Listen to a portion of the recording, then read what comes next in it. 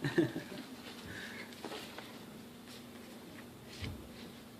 you ask tough questions? Vishnu is the formal god, like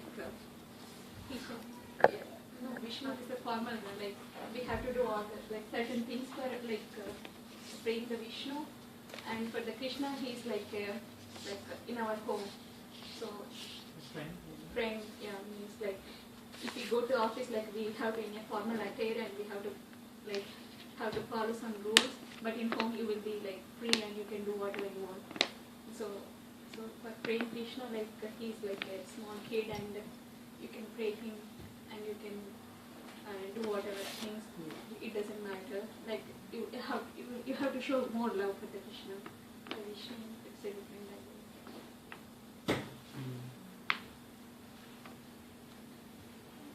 Mataji.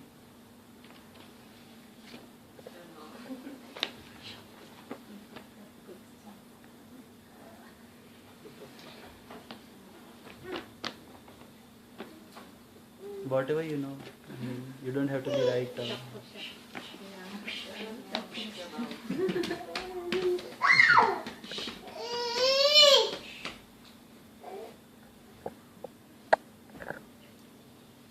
You know his Lord Vishnu, right?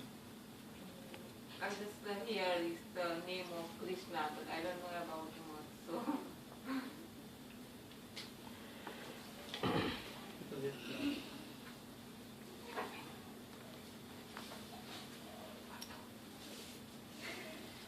Actually, both are same, but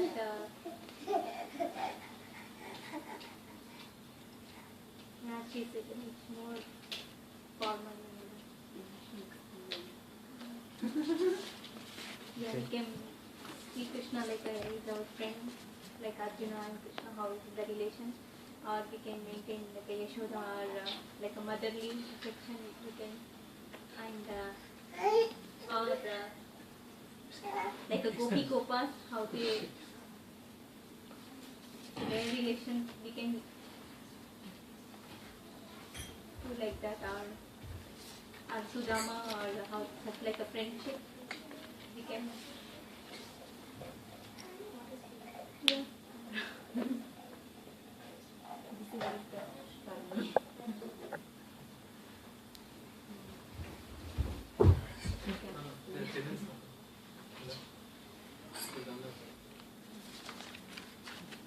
What is the relationship between Vishnu and Krishna? Krishna is God. I can't explain. Okay. Incarnation of Krishna, right? Okay. But for the Vishnu, we have three kinds of Vishnu, right? For the Krishna, we have only one Krishna. All of the Vishnus. What are the three Vishnus? Three Vishnus came from Krishna. No, Vishnu is Krishna. But Krishna is the incarnation of Vishnu. yeah, in the Bhagavad Puranam, it says three Vishnus. It's a Karnodaya Vishnu and Garbhodaya Vishnu and Kshirodaya Vishnu is there. Like The Vishnus per universe. From Mahavishnu's, when Mahavishnu breathes, from his pores, the bubbles come out. In each bubble there will be Garbhodakshaya Vishnu, and in our heart there is Kshirodakshaya Vishnu. The Paramatma in our heart is Kshirodakshaya Vishnu, and from Garbhodakshaya Vishnu, Brahma comes out from his navel. That is what is explained in Bhagavatam. And from Mahavishnu, who is sleeping on the carnival, which ocean? From Karana Ocean. Karana. Or Bharat. So actually, this is very tough question. You have to be very elevated, to talk differences in Vishnu Tattva. So it is, you have to lifelong will be keep understanding this one. It's very tough to. Can I give my answer? So yeah, please. What Vishnu is, he's like the manager,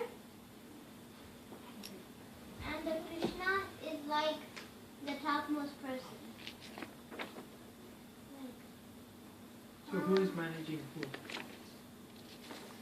Vishnu Basically, is managing Vishnu is managing Brahma, and Brahma is like creating the whole creation. So, And Krishna? So what is Krishna's role? Krishna's role. Just playing with cookies. he just sits there doing nothing. Really? He does some leela. Prabhuji? Go ahead, Prabhu. Vishnu is like, in Sanskrit there is a significance for each syllable and word letter. So Vishnu means the all-pervadiveness of a Lord, Supreme Lord. So the word describes the all-pervadiveness of the Lord. And Krishna means it's Anandam. He is a form of, the eternal happiness. Pleasure giving. Or whatever. And relationship is like, he is a incarnation of an ultimate, the finest incarnation of Lord Sriman Narayana. Krishna is Lord, finest incarnation of Lord Sriman. Basically, there are so many incarnations of Lord Vishnu. As Bhagavatam says, there are, most of us know only 10 incarnations, Yeah. but in Bhagavatam there are so many Hayagriva, there are so many other, like each of the incarnation is categorized, some say like Amsha, or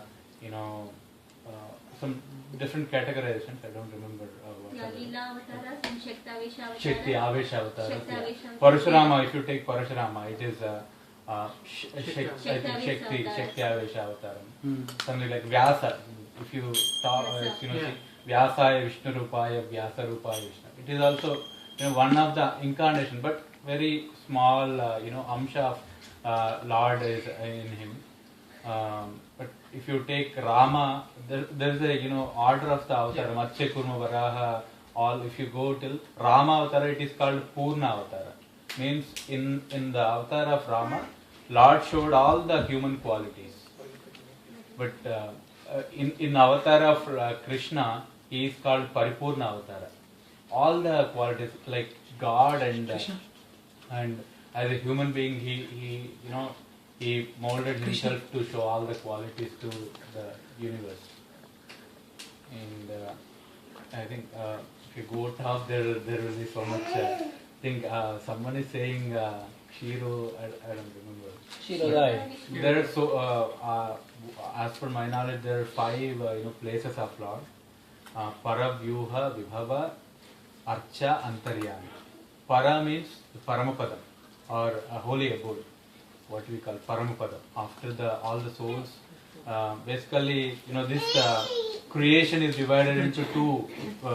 One is Nitya Vibhuti and second one is Leela Vibhuti. Leela Vibhuti is where all the divine Leela of God takes place. Nitya Vibhuti is it's eternal. Always there. There is no change in the Nitya Vibhuti, but Leela Vibhuti as after the Mahapralayam, it again, we don't see after the Mahapralayam. And then when God wants to, bring the creation, when he takes the Sankalpam, it comes out. It is called Leela Vibhuti. Material and spiritual. Yeah, material and spiritual. Nitya means it's eternal, and Leela Vibhuti is all the.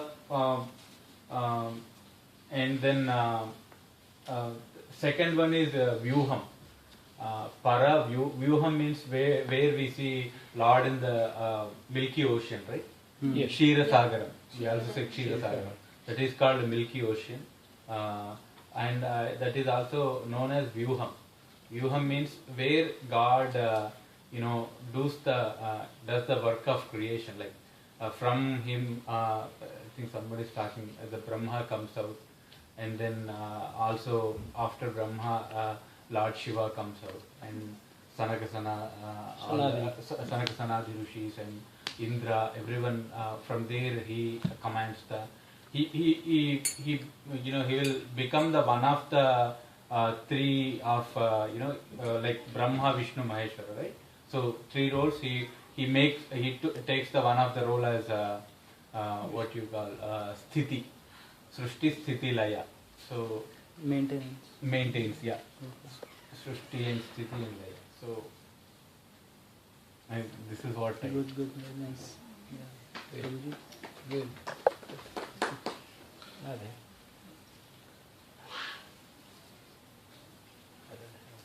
Okay. Sorry, I forgot to tell another two places. Third one is Vyuhavtaram, right? Vibhavam. Vibhavam means as an incarnation, he comes out in the form of Matsya and all these avatars. That is called Vibhavam, and Archa is like whatever we worship in the deity form, it is called Archa. And Antaryami is inside of, in each and every being. So that is Antaryami.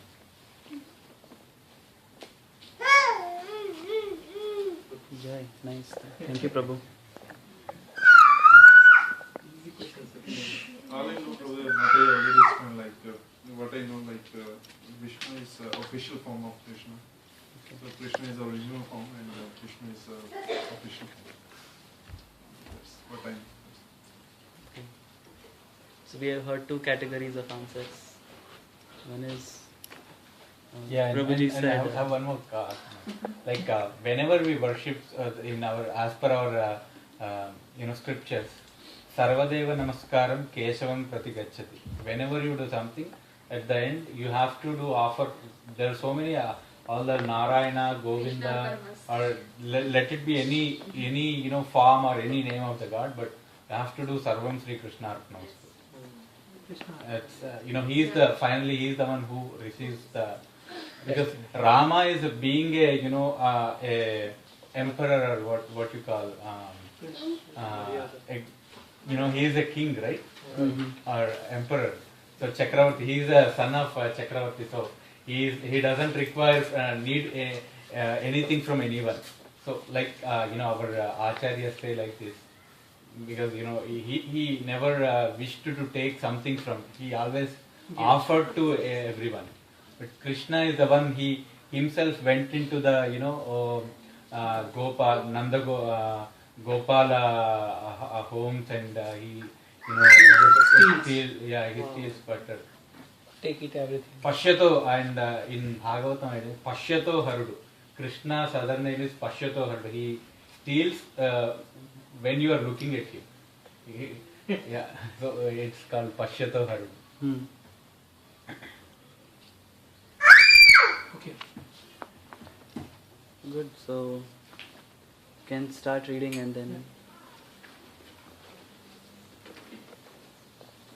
Prabhuji, you can. We will go paragraph by paragraph and then we can discuss, or if anyone has any questions, we can ask. The law of karma and infallible justice. Two children are born at the same time, on the same day. The parent of the first is wealthy and has anxiously awaited the arrival of their firstborn 4 years.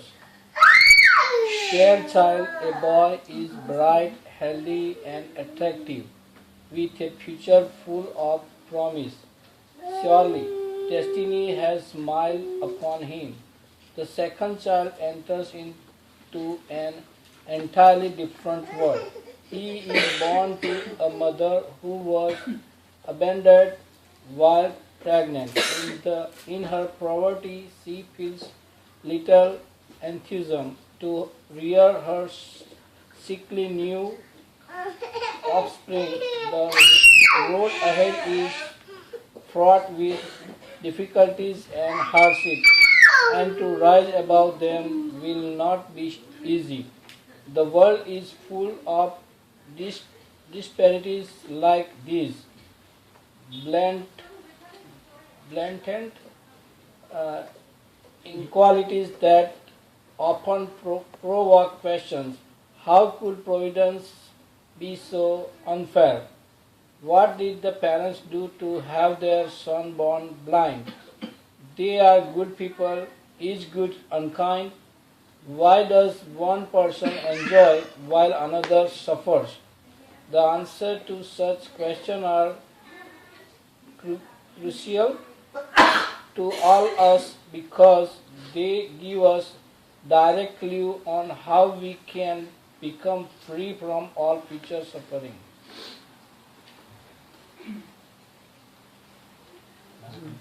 I think it was straightforward, right? We can explore why is the reason in the next paragraph. Krishna explains in the Bhagavad Gita the intricacies of action are very hard to understand. Therefore, one should know properly what action is, what forbidden action is, and what inaction is. Karma means activities performed by the living entities conditioned by the three modes of material nature. Karma is a subtle force generated by the interactions among conscious living beings. The law of karma is similar to the scientific law of action and reaction observed in the physical system. By this subtle law, good or supportive actions lead to correspondingly positive reactions. Exploitative or violent acts force the actor to undergo equivalent troubles. Religious scriptures generally promote compassion and sensitivity to our neighbors, both humans and non-humans. When a person ignores the concept of non-injury to others, called ahimsa, or the biblical command, thou shalt not kill, by unnecessarily killing innocent living beings, he must suffer the result at some point in the future. And when millions do so, collective karma inevitably leads to macroscopic catastrophes such as wars, urban violence, and new diseases. Karma is a law of cause and effect. There is a reaction for everything we do. If we throw a coin up, it will come down. If we regularly put money in the bank, our wealth will accumulate. If we drink alcohol, we'll suffer a hangover later. These are natural laws of cause and effect. There are some facilities given to the human beings, but does that mean that we have a free license to engage in beneficent activities? We human beings are uncountable for everything we think, speak, and do. Therefore, we must be aware of the consequences of the activities we perform. The law of karma is not applicable to the animals because they do not possess a higher sense of discrimination between right and wrong. Their intelligence is limited to the activities of eating, sleeping, mating, and defending.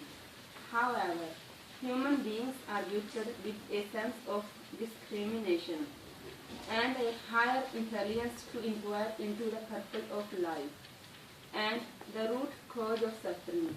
Thus, the law of karma is completely binding upon the human beings. So this is a point which is repeated. We read this point in the previous discussion, right? Difference between animals and humans. So, and this is why it explains why law of karma cannot be applied to animals. So if a tiger goes and kills someone, he won't suffer the reaction, but we have the sense of discrimination to choose.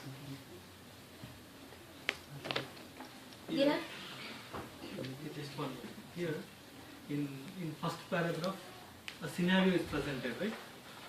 Between for a mother, two kids are born, and right away when they are born, now you see, right? They are in a different position. One is in a good health, one is in a bad health, and one is in blind. So there could be some reason. Otherwise, like that, it could have not happened that way.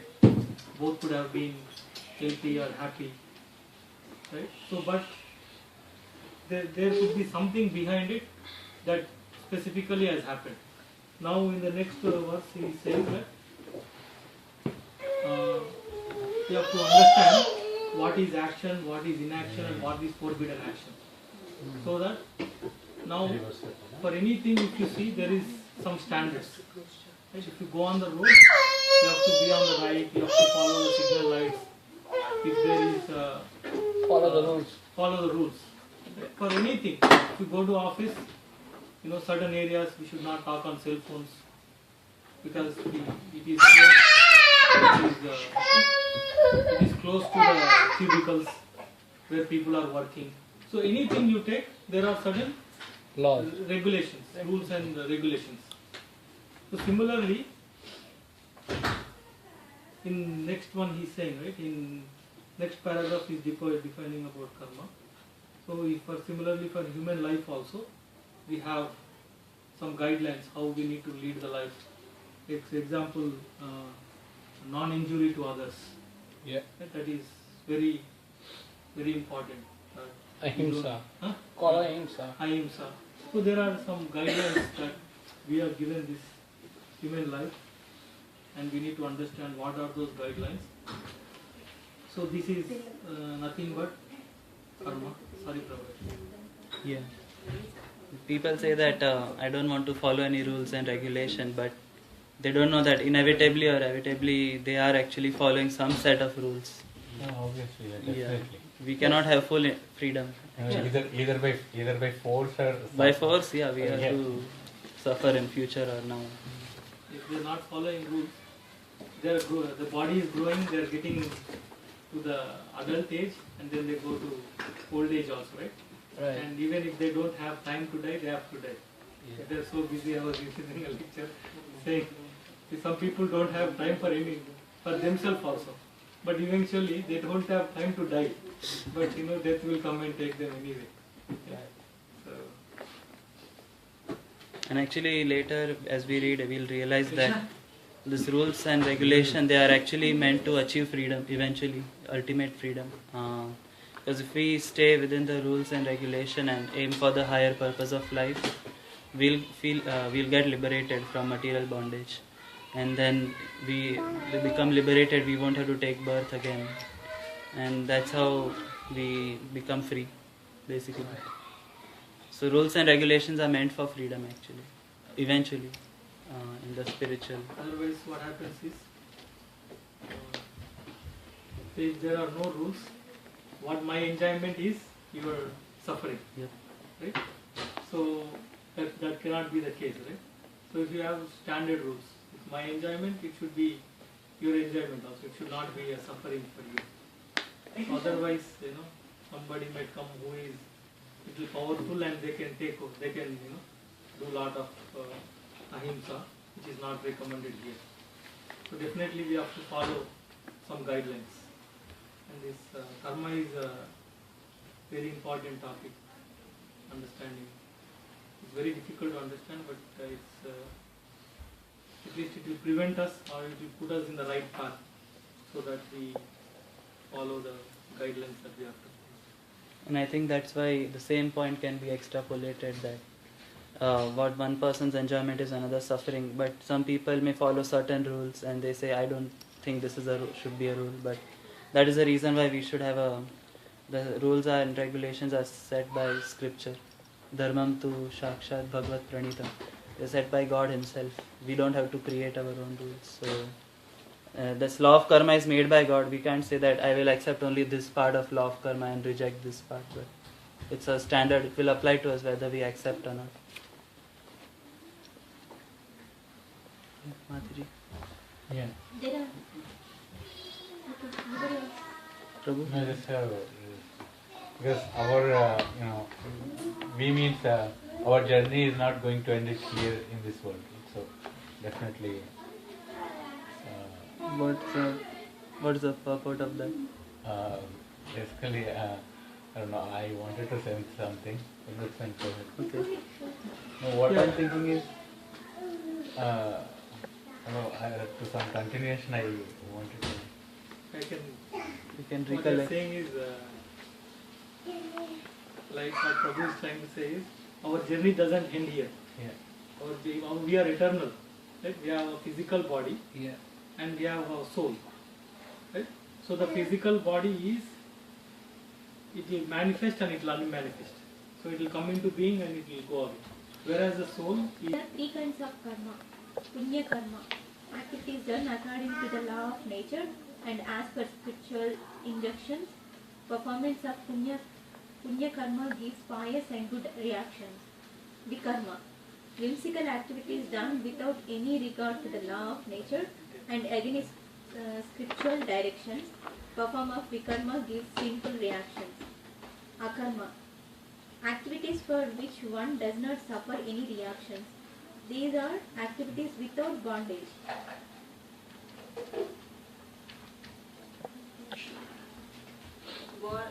Good and bad karma, punya karma and vikarma. If my body is nicely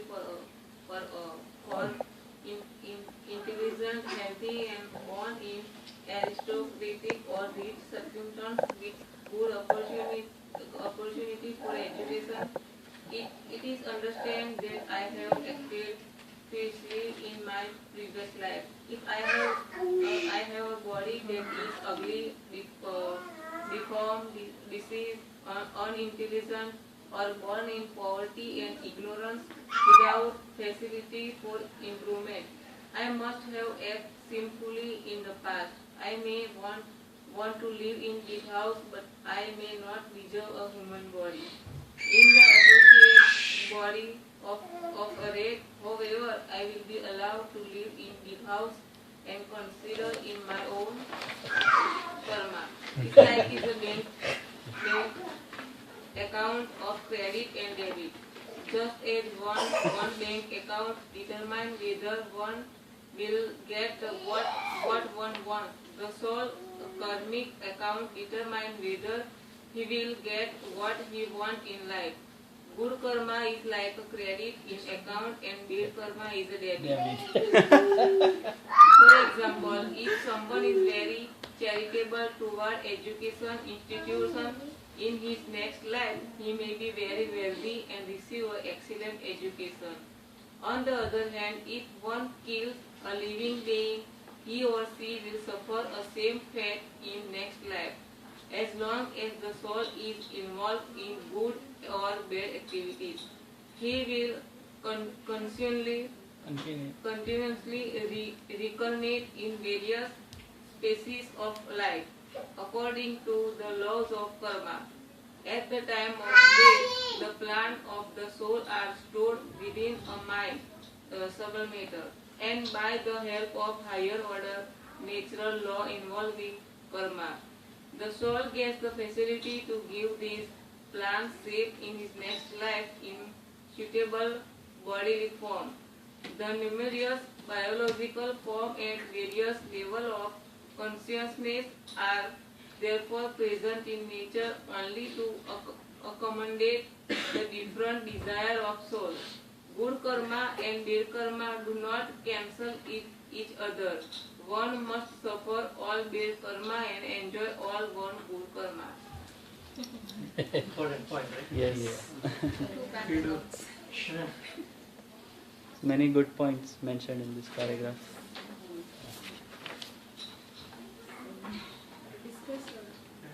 We'll discuss. Anybody wants to share some good points you try to remember? Something that really struck you. Tell me this point strikes probably so. Say, today, say you served feast, nice feast for 20 people. That is a good activity. Yeah. And then, say, next day, say with some consciousness, now you are hurting somebody, right? Yeah. Not an animal, but a human being, somewhere. Now you may think this will balance out, right? You have did something good, something bad. It will balance out. No. No, there is no Whatever, balance. yeah, whatever you did good, you have to enjoy for it. Whatever bad you did, you have to suffer for it. To It's bank. not like That's why people goes to Ganga Snan and they do they wants to Get rid clear of. their sinful activities, whatever they done. But the interesting story is But it's not right. like a Valya Luttara, right? what? No? Valya Luttara. Valmiki. Okay. He was before Robert. So the Narad gave him a mantra, chanting. He make a lot of bad karma in his life. Although at the end of the chanting, he lost a long time chanting, like a top. He make a top and he become Valmiki. So his bad karma is gonna destroy, and he become a Rusi, he Valmiki. So there is a chance is to change yourself to bad karma, removing from your life if there is chances. So you have to go Speaker, please. Krishna consciousness, making more powerful. So is there a chances to make destroy your bad karma? Very nice point. Yeah. But it's like looks like bit contradictory, right? Yeah, actually we'll come to that point. Okay. I guess in the previous life he did some wrong things. Maybe that's why he is a thief in the starting. There is not a point of previous life. This is the current life, because he made in a current life very bad things. He robbing and many things. But after that, he destroy his all bad karma and become a pure. Purity. Yeah, so there is a chance is to change our life. So always do based like a Krishna consciousness or whatever we like to be do. But it's the only way you can do always chanting and like your power joined to the Krishna. So because the power came from Krishna, so always do chanting, right? Actually, yeah, that point is mentioned in the next paragraph. Next that paragraph, I don't see. Spiritual activity does not fall under good karma. It comes under akarma. There is no law after you are become pure. You don't need to follow any rules and regulation. And there is no point to like you why you not following. There is what they call no good, no bad. The point is over there. When you become pure, there is nothing good, nothing bad. So you don't need to follow the rules and regulation because there is nothing, no good, no bad. So you don't need to follow. So like for a person who is following the rules for Like a long time, it is default. If you ask him not to follow, also he will follow. Like Janak Raja, he has what they call Karma yoga. Rajarshi. no, not Rajasi, but I'm saying he Followed his Duties. So duties. he don't need to be duties, but although he doing the duties to follow the others. I mean, to example for others. Yes. Yeah. So sometimes they do for the others to example, but they don't need to be do anything.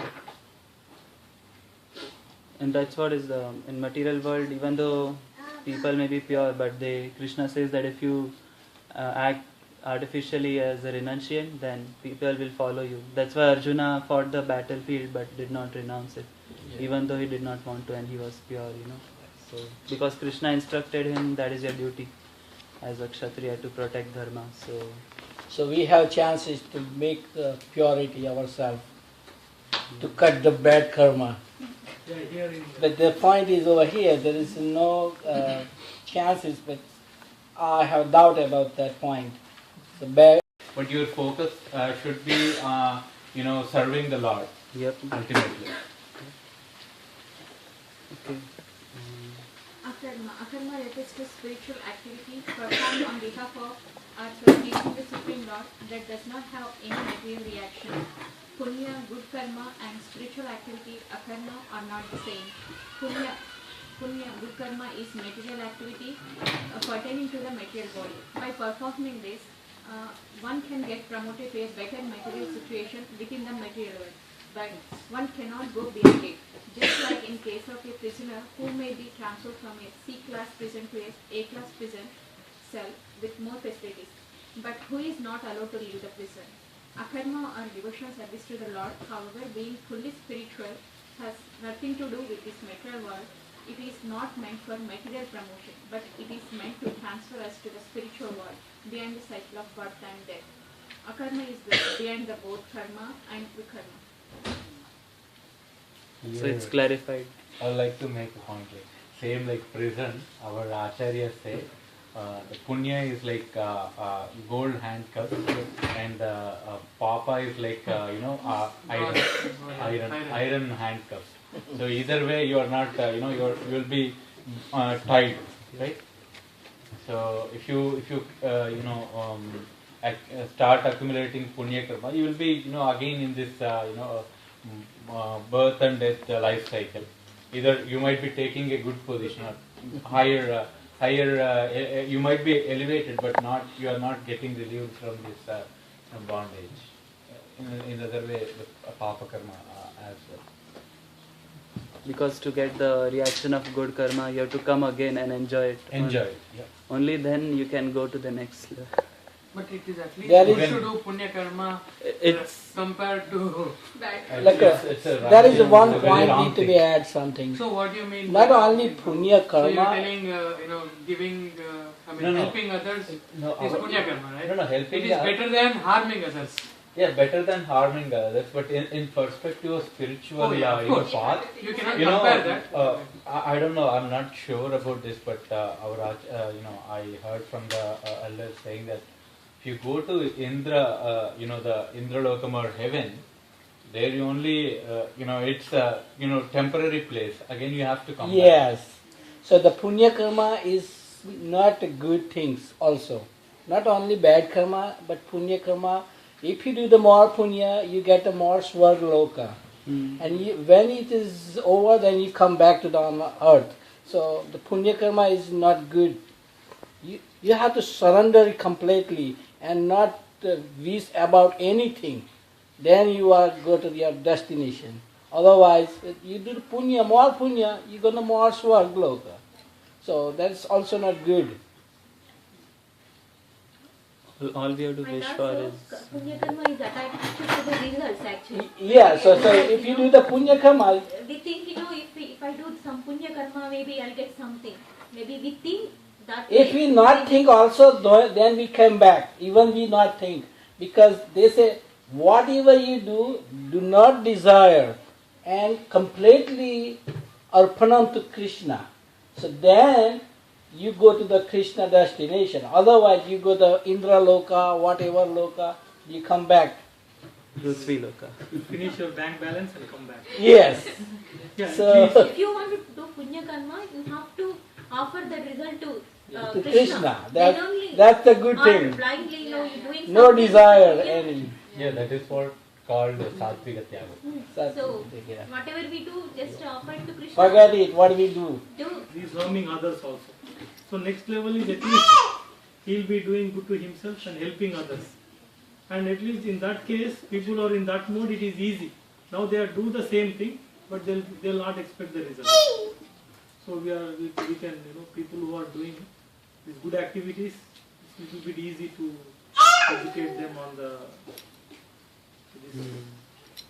We have this ladder of progression.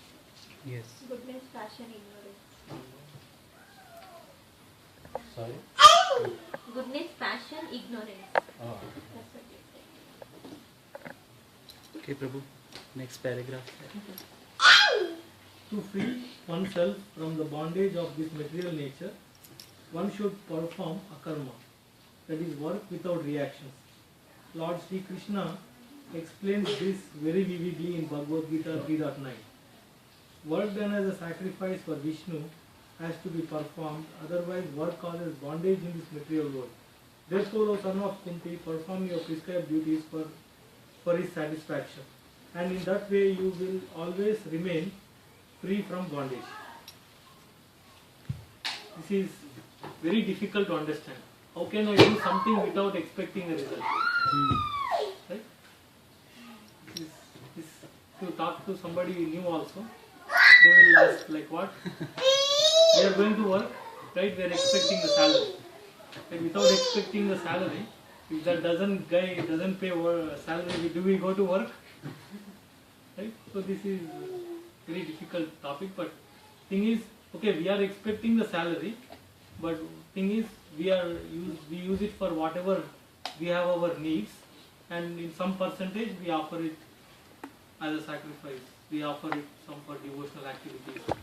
Like when Gurujis come, right, when they visit, we make some small donation. We make sure we can Krishna. serve them prasad. Krishna.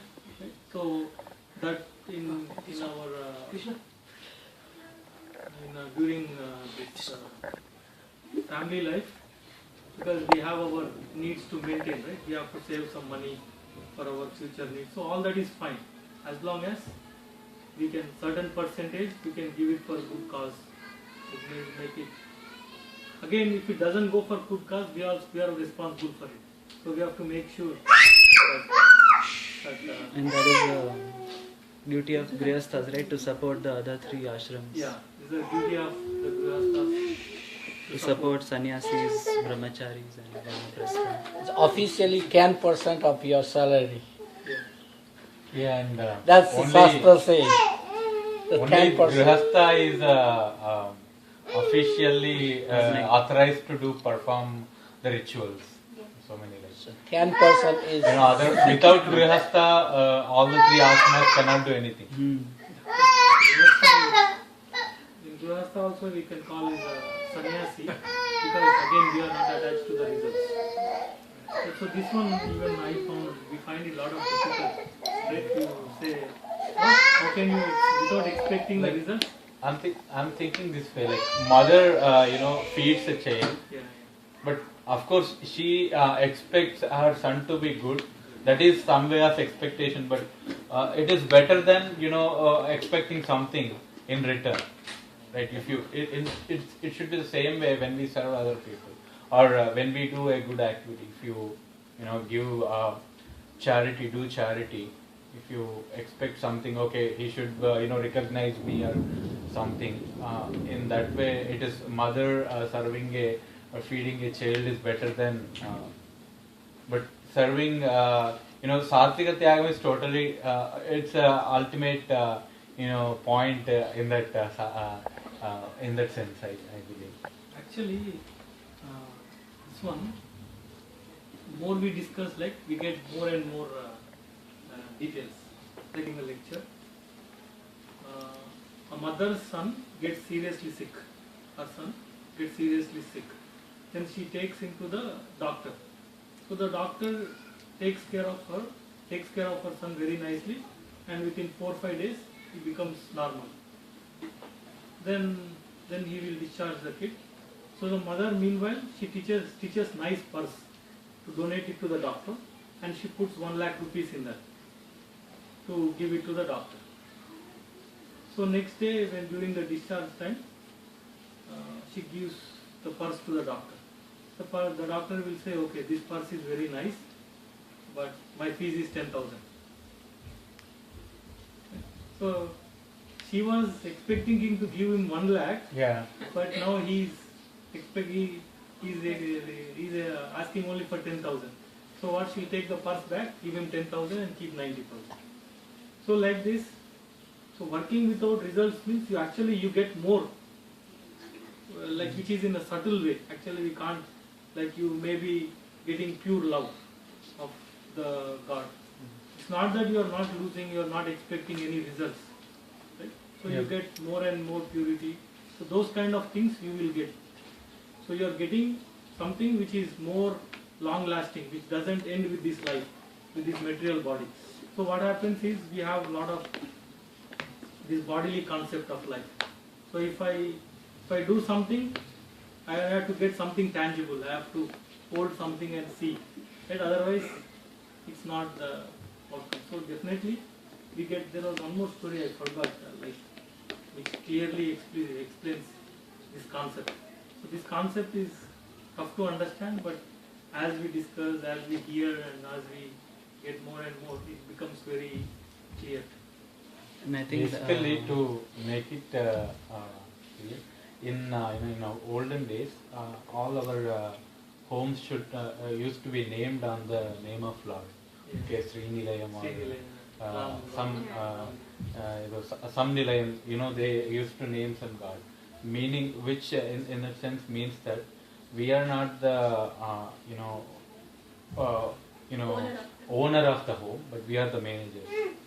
You should he is ultimately he is the boss, and you are making that home run as as an appointed person by him. So that way when you do activities, okay, I'm doing it for my boss, so I'm not expecting like if there is a school, there will be a correspondent and principal. Principal works for correspondent.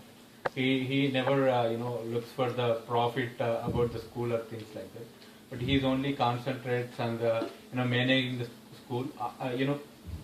Basically his role, to his role he will get salary, but he never he takes care of the school always, but he never thinks about the profit and loss. He's never bothered about the loss or profit, whether even if the loss comes, he never bothered. He has no effect on it. Yeah. So And one thing I read in Gita is that Krishna says that you just do your work as a sense of duty. That is what should be our focus, and that automatically brings in the Nishkama Karma part, that you should be attached to your duty but not attached to your work. If you do your duty even improperly, but it's okay, but you be attached to your duty, and as long as you do your duty, results will automatically come. That is how the Lord has designed the system. And I think that Prabhuji was mentioning that how can we was mentioning the point, how can we not expect result. Like for example, he was saying that we work to get salary, but then one realization I would like to share is that our whole focus of the life is actually, in our consciousness, should be geared that my life is dedicated to the service to the Lord. Whatever I do, either my work, my duties, or even my direct services to Krishna, it's all ultimately geared towards the Lord. So I'm doing this job, of course, to maintain my body and soul together, so that I can do the service to the Lord better. And if the focus is right, then automatically a sense of duty also becomes right, that I'm doing this job in order to serve the Lord, and that is actually my duty, not just to work for my own bodily sustenance, but also ultimately to purify myself. And if that focus is always there, sense of duty of service, then we need not think about the results, and it will automatically come. Of course, we work in a way which is most efficient, so that our service is enhanced the most. The idea is the central focus is service to the Lord always. Other things will fall in place automatically. In the olden days, when it was like we have a nice saying by Vivekananda, right? Service to, what is it, Manava Seve, Manava Seve. Service to man, which service. Yeah, but it was that was a situation when people have so many, they were not used to recognize the other people, so he gave that motive.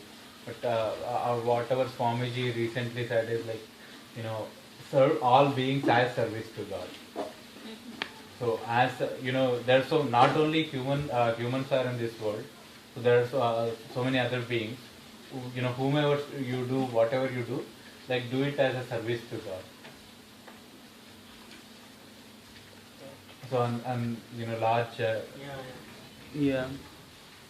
Because they are all parts and parcels of Krishna, and our duty is to make the children go back to Krishna. So that is the best service. Like if there is some child who is lost on the road, which will we give him some money, or we'll just tell him where is the father? That is the best service. Of course, we'll give him the money needed, whatever is there to sustain, but the best service is to connect him to his father back, so that he is most happy with his father. That is why Prabhupada said it's not just service, it's devotional service, because devotion adds the God factor also. We have sharing topic on the second picture. Huh? Sharing topic on Oh, the sharing. second Oh, okay. Is next? When a country goes to war, if a soldier kills many enemy soldiers, the government awards the soldiers with prestigious awards. However, if the same soldier comes back, picks up a fight with someone and kills him, the same government punishes the soldier for killing one person, who was earlier awarded for killing many. This is because in the battlefield the soldier was acting on the behalf of government, and so the soldier was not liable. But when he killed a person for his personal reasons, the soldier was held accountable. Similarly, when we perform a karma by acting on behalf of Supreme Lord, under his direction or the direction of one of the representative of Krishna, then there are no reactions to such actions.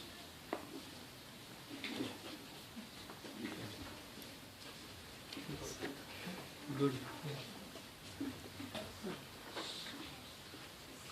Some examples of akarmic activities are chanting the holy names of Hare Krishna, performing bhakti or the acts of loving devotional service in the association of others, following the path of bhakti yoga.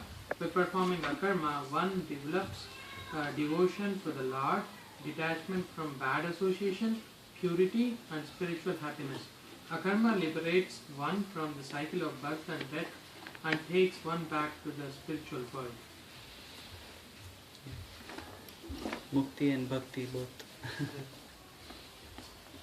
Okay, questions. What is karma, collective karma and law of karma?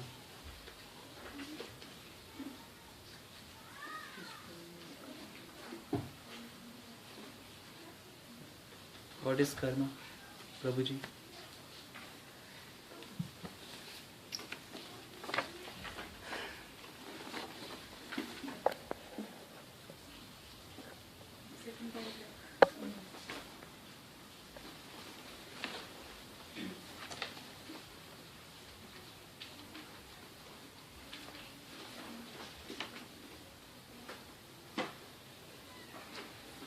The second paragraph. Yes.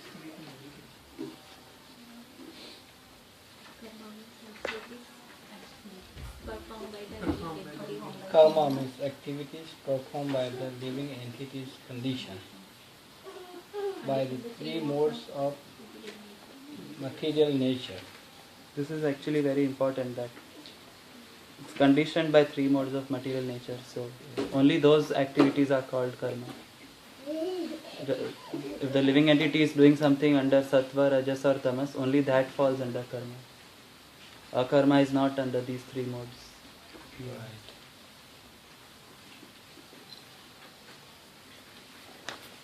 Can we be free from all these modes? Yeah, that is called Shuddha Sattva. Devotional, that's why we do devotional service, because that is not contaminated by matter, a material world. So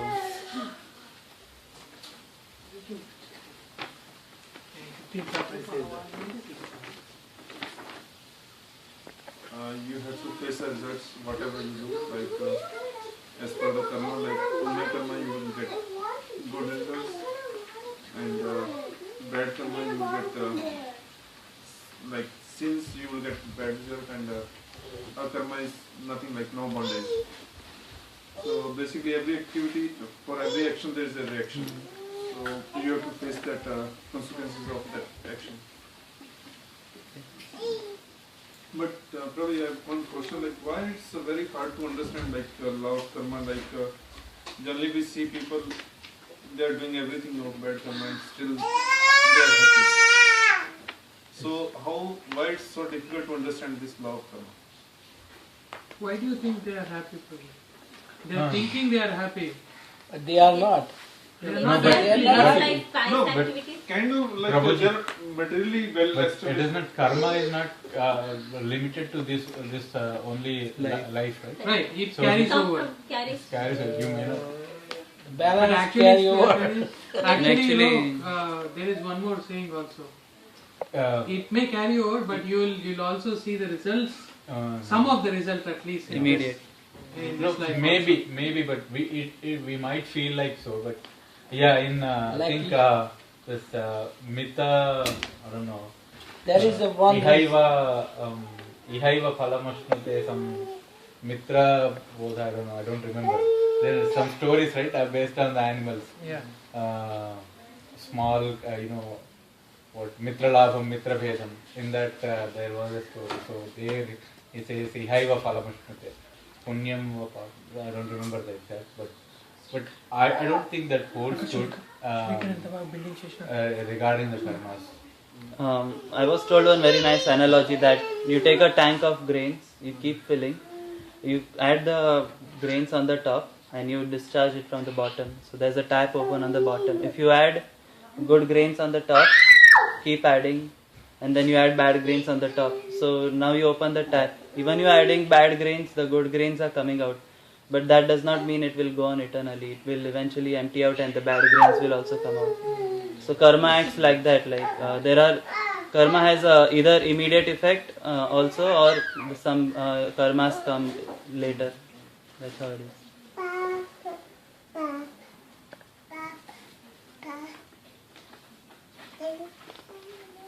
Okay, I think we covered this different types of karma.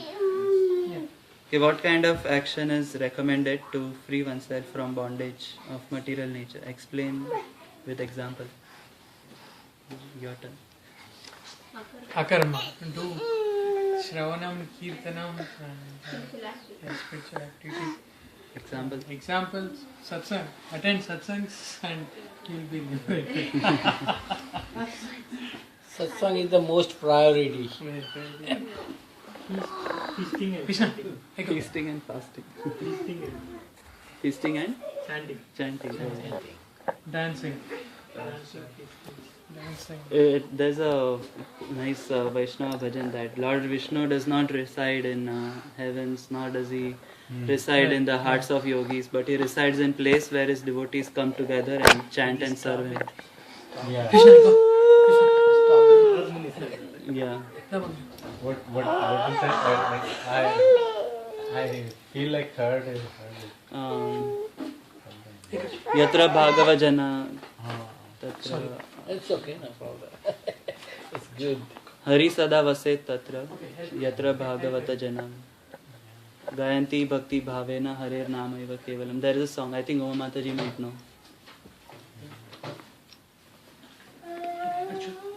Okay, understanding. Yeah. Is the law of karma applicable to animals? Why or why not? What's the name of your wife, Gauri? Mataji? Understanding question. Consciousness is more than animals. Okay. So they have less.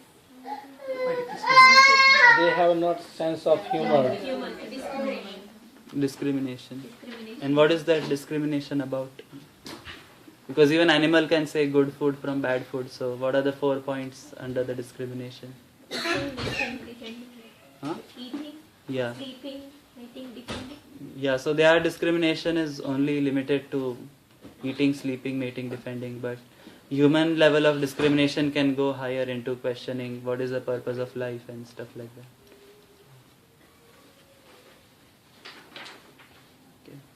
What is the difference between good karma and akarma? Challenging question. Killing people is bad karma.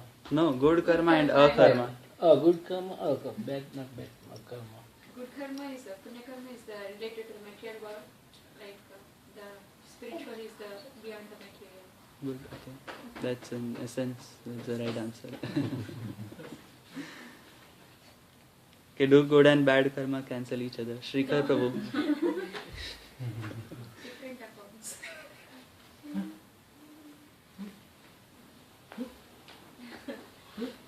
Okay, last one. And then we have... How We'll can read we the... perform?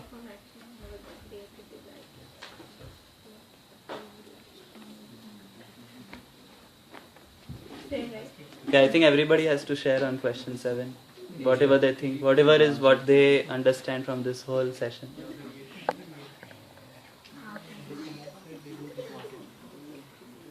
Do always good karma.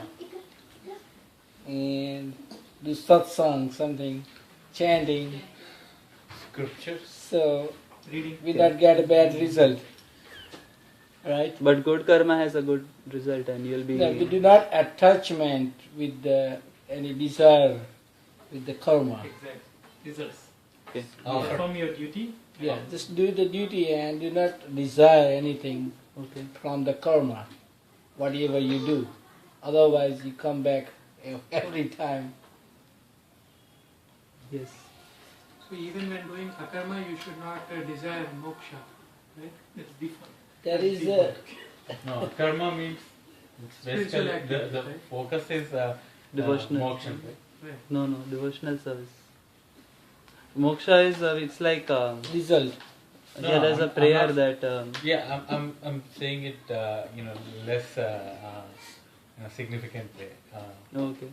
Means doing akarma means ultimately it will lead to moksha. I think. So, but you should not desire that. Yeah. You cannot desire that, yeah. Bhakti, if you have a bhakti, then automatically moksha will automatically come. Because if we desire moksha, we are still selfish. We think I want to be liberated. We don't think I want to serve the Lord. Bhakti is Tinged with selfishness. So. devotional service that leads to moksha. Yeah, I'm saying it is a byproduct. Byproduct, it will come. Yeah, it will come. Yeah. But Moksha we will come we shouldn't have the focus like we are doing it for moksha. Yeah. Exactly. Yeah. Okay. Sudhir Prabhu, your realization on question 7. How can we perform actions in our day-to-day life such that we don't suffer any reactions? Such that we don't suffer any reactions. Reaction in any way, we got the reaction. There is no way to. No, if you perform the three If you do Shravanam, good, there will Kirtanam be and reaction. akarma, I think in a simpler way. Yeah, akarma does not give reaction. That's what we No discussed, reaction. right? As a service to God. Okay, so- whatever you do it as a service to God. Can somebody give me an example of akarma and punya karma? Punya To discriminate between the two. Like a coconut in front of the guard. If we go to temple, we break the coconut, right? It's I think good karma, punya karma. Yeah. But after breaking the coconut, we'll ask something. But We call Yes, Krishna sir. the bell boy. So when we ring the bell, it's like calling the waiter, give me this, give me that. just We shouldn't ring the the order. No, I'm just saying that we do it with that intention. Yeah. Business, we do business. Business But mentality. I think we have to, when enter the temple, we have to know. It is a sign I came to so that we can. to came for some wishes. Intention that we are invoking. It's time for you to serve me. Yes. And I need you serve me now. Like a waiter. The order in the hotel, right? So, I don't- Punya karma is like giving food to poor, like beggars or something. That is Punya karma. Yeah. Helping to But them. the punya karma is also very subtle. Like if you do with the consciousness, let's say you distribute prasadam. Your consciousness is not just to feed their hungry bellies, but to prasadam will purify them and bring them to closer to Krishna somehow. So that is, it's like dovetailing punya karma towards akarma. It's like that. And sometimes like we see here like homeless people standing on the signals. So because we don't know like what they will do, like they will take knowledge also with that thing, right? Whatever will give them. But we can do So, give is the it like- food. Like if you give the prasadam, you're feeding to their body and as well as soul also. No, miss, Prasadam. if we give some donation like $1 to the homeless, so That's should not we right give way. that or not? Yeah, we can give a book also. Yeah. Give a book. We have right small books. Along with that, give with that intention that he will read it. And If you are give the money and the person doing wrong, Yeah. you are participate with him. Yeah, that's Yeah. why. So, like, I always that's confuse, a- like whether to give that's- donation to this kind of people that's- or not, like sometimes. Unlike a balance in your account. So So, whenever Prabhu you said, give something, we think first what are you giving him and how the helping. If he doing wrong, it's automatically in your account. That's why. Yeah, by Prabhupada- knowing he is doing wrong, if you donate it, it is called apatradhanam. Yeah. Deshe patre kale cha Supatre yaddanam diyate taddanam some I don't remember. Yeah. But that's why Prabhupada's instruction was that always carry prasadam and some books with you. There are always people out there who need it. Because it's material world, right? People will be there. whether they show the signs or they don't show the signs. So Instead of money, we can give some. yeah, some prashadam. Because now you are sure, right, what he is going to do with it. At least you won't be implicated in bad karma. So, Mataji, what is your...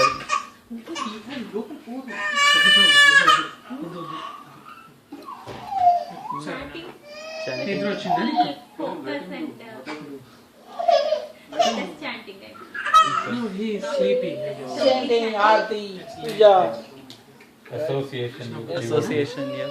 devotees and serving the Vaishnavas. acharyas. Okay. Serving the acharyas. Chanting the holy name of Krishna and performing bhakti or acts of service. Yeah. It's also said that serving devotees purifies us also.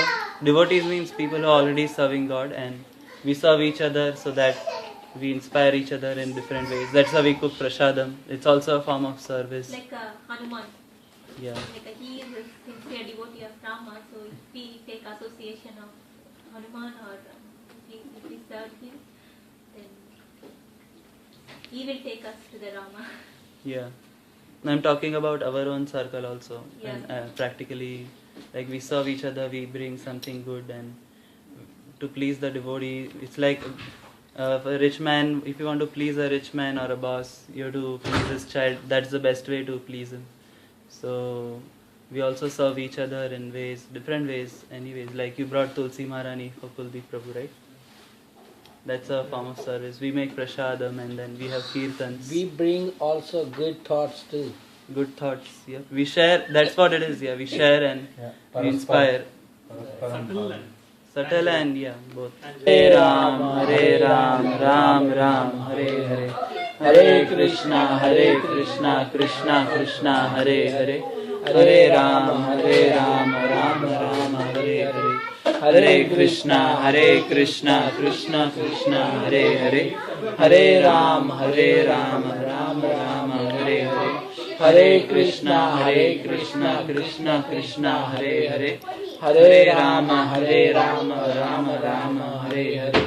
Hare Krishna, Krishna Krishna, Hare Hare. Hare Ram, Ram Ram, Hare Hare.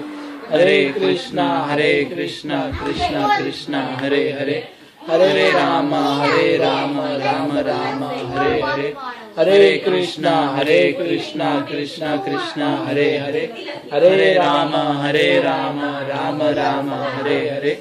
Hare Krishna, Krishna Krishna, Hare Hare. Hare Ram, Ram Ram, Hare Hare. Hare Krishna, Krishna Krishna, Hare Hare. Hare Ram, Ram Ram, Hare Hare. Hare Krishna, Krishna Krishna, Hare Hare. Hare Ram, Ram Ram, Hare Hare. Hare Krishna, Krishna Krishna, Hare Hare. Hare Ram, Ram Ram, Hare Hare. Hare Krishna, Krishna Krishna, Hare Hare. Hare Ram, Ram Ram, Hare Hare. Hare Krishna, Krishna Krishna.